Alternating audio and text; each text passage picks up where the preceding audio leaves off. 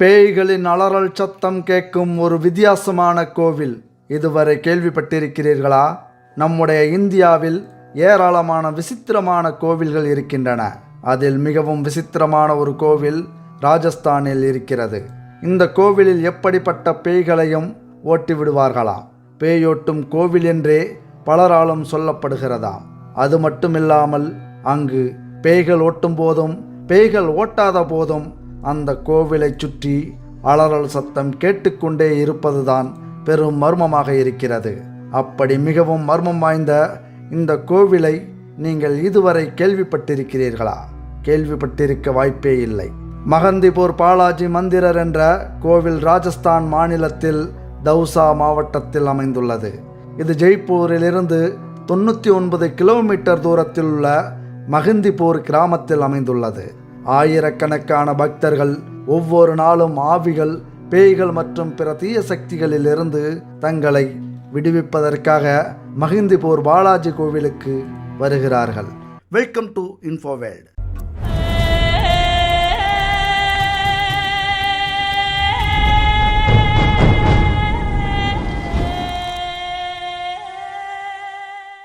மிக தீவிரமாக பாதிக்கப்பட்டவர்கள் கூட இங்கு வந்து பிரச்சனைகளில் இருந்து விடுபட்டு திரும்பி செல்கிறார்கள்.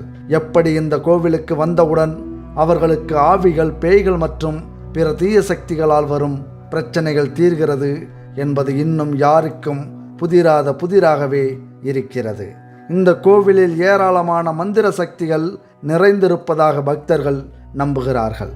நீங்கள் கோயிலை விட்டு வெளியேறிய பிறகு கோவிலை திரும்பி பார்க்கவோ உடனே கோவிலுக்கு திரும்பி செல்லவோ கூடாது என்று கூறப்படுகிறது. காரணம், அதை நீங்கள் திரும்பி பார்த்தாலும் உடனே அந்த கோவிலுக்கு சென்றாலும் தீய சக்திகள் அதை உங்கள் உடலில் வசிப்பதற்கான அழைப்பாக எடுத்துக்கொள்ளும். அவைகள் உங்கள் உடலில் புகுந்து கொள்ள நீங்கள் வாய்ப்பு கொடுப்பதாகவே அதை நினைத்து கொள்ளும். அந்த கோவிலில் ஹனுமன் வீற்றிருக்கிறார். வலிமை மிக்க இவர் பிரபலமாக பாலாஜி என்று அழைக்கப்படுகிறார். கோயிலில் அமைந்துள்ள சன்னதியில் முக்கியமாக தெய்வ வழிபாடு செய்யப்படும் 3 தெய்வங்கள் உள்ளன. அதில் ஹனுமன் பாலாஜி என்று அழைக்கப்படுகிறார். பிரட்ராஜ் மற்றும் பைரவர் ஆகிய தெய்வங்களும் இங்கு இருக்கிறது.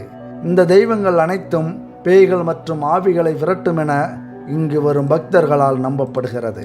இந்த கோயிலில் வணங்கப்படும் சிலைகள் தாமாகவே தோன்றியதாக சொல்லப்படுகிறது. இங்குள்ள மர்மமான தெய்வ சக்தி தீய சக்திகளால் பாதிக்கப்பட்டுள்ள மக்களை குணப்படுத்தும் சக்தி கொண்டுள்ளது என்றும், சூனியத்தின் பிடியிலிருந்து இங்கு வரும் பக்தர்களை விடுபட வைக்கிறது என்றும் நம்பப்படுகிறது.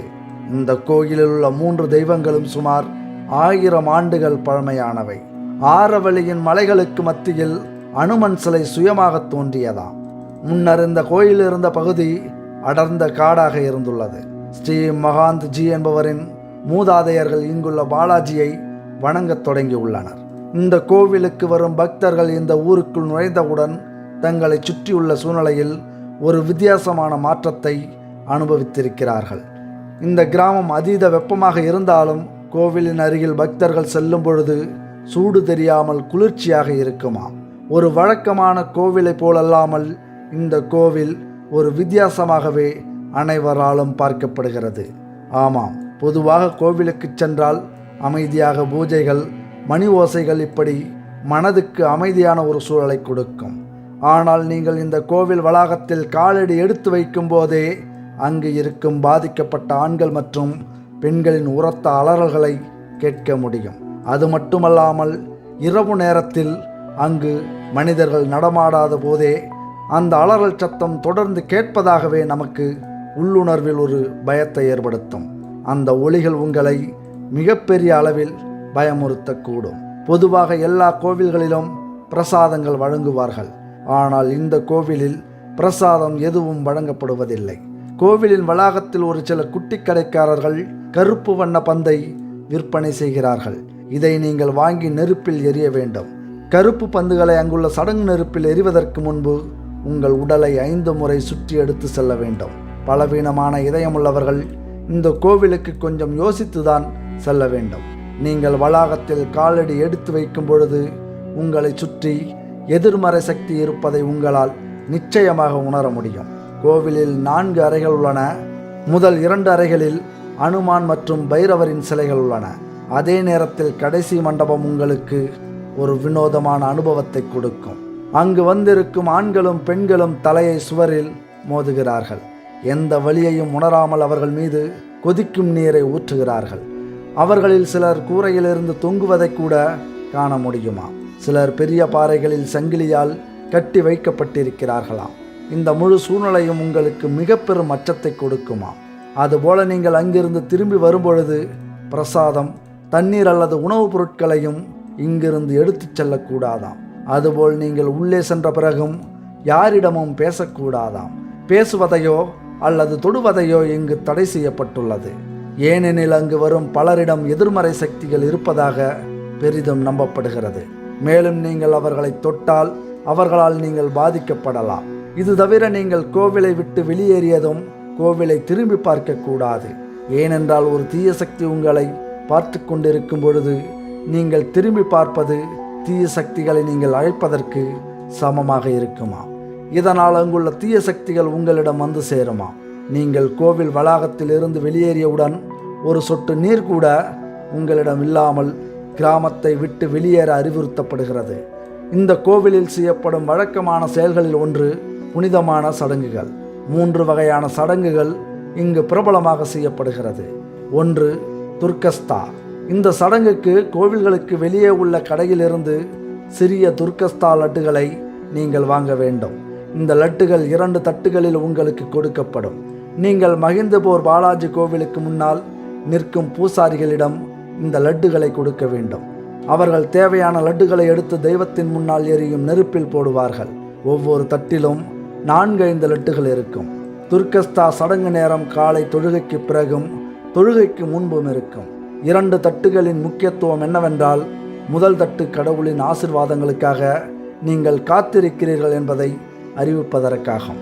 2வது தட்டு உங்கள் இலக்குகளை அடைவதற்கும் உங்கள் பிரச்சனைகளை தீர்ப்பதற்கும் உங்களை வழி நடத்துமாறு கடவுளிடம் கேட்டுக்கொள்வதற்கும். அதன் பிறகு நீங்கள் இதை பிரித்விராஜ் சர்க்கார் மற்றும் கோட்வால் பைரவர் ஆகியோருக்கும் செய்ய வேண்டும். அதன் பிறகு இருக்கும் 3 லட்டுகளில் மீதமுள்ள 2 லட்டுகளை நீங்கள் சாப்பிட வேண்டும்.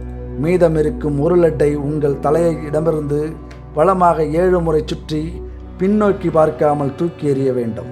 2வது அரிசி சடங்கு. துர்க்கஸ்தா சடங்குக்கு பிறகு வெளியில் கடைகளில் அரிசி ஆர்டர் செய்ய வேண்டும். இதில் 1.25 கிலோ லட்டுகள், 2.25 கிலோ உளுத்தம் பருப்பு மற்றும் 4.25 கிலோ வேக வைத்த அரிசி ஆகியவை இருக்கும்.